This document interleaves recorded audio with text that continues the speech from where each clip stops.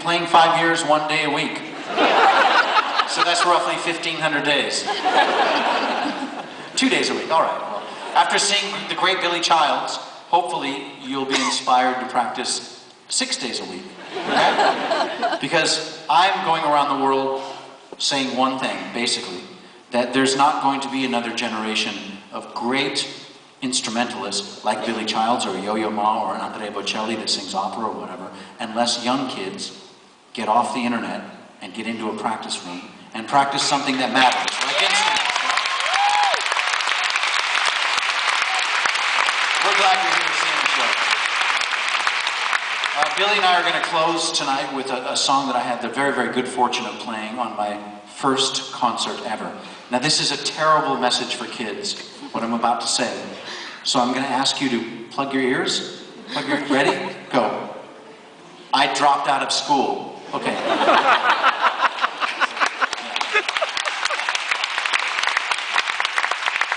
But I did so with a very, very good reason. My first professional gig offer came in, and it was the ability to go on the road for 2 weeks with Frank Sinatra. I was 20 years old, and I thought to myself, to hell with school. I'm going to leave school in the middle of my 4th year and head out on the road. And although it wasn't like a big money maker or a big opportunity, I thought just the credential of being able to play with Frank Sinatra would be enough for me to get my career started. I showed up at the gig the very next morning in Los Angeles, and there's Quincy Jones and the Nelson Riddle Orchestra and the audience, and in walks Frank Sinatra to the first sound check. I was mesmerized. And he walks up to the orchestra and he calls this song. Do you know the song Fly Me to the Moon? Yes. Yeah. Yeah? You guys like that song? Yeah. Cool. We're not doing it. Yeah. You know, in fact, for all I care, Michael Bublé can do that song till hell freezes over. Damn Bublé.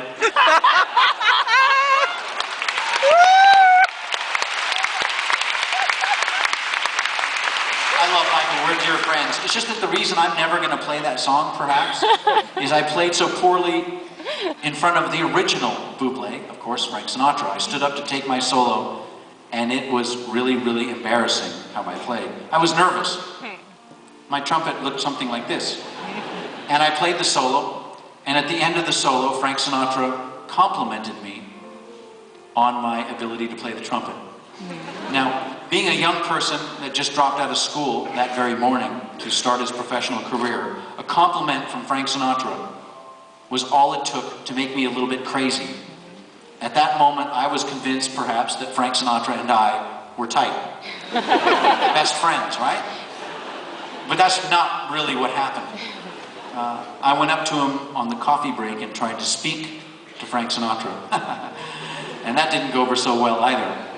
However, a lot of satisfaction came, for me at least, of being around him for those 2 weeks. So we'd like to close with one of Frank Sinatra's best closing numbers, and play this song the way that I remember Frank Sinatra doing it, in a big room, and he would like turn all the microphones off and down, and really bring the whole auditorium into a little tiny nightclub with a lonely piano and nothing more than your story of your life to tell a bartender as you got drunk. And that's the basic premise of this song. We want to tell you that myself and the band are going to be in the lobby right after this song, signing posters and copies of our Boston DVDs and CDs and saying hello to everyone. Till everyone in the building is gone, we're going to stay here. I can't tell you how much I appreciate the audiences here in Poland, and for you to come out to the show every year that we come back. It means the world to me. So I go around the world telling everyone that you're my #1 fans in the world. And we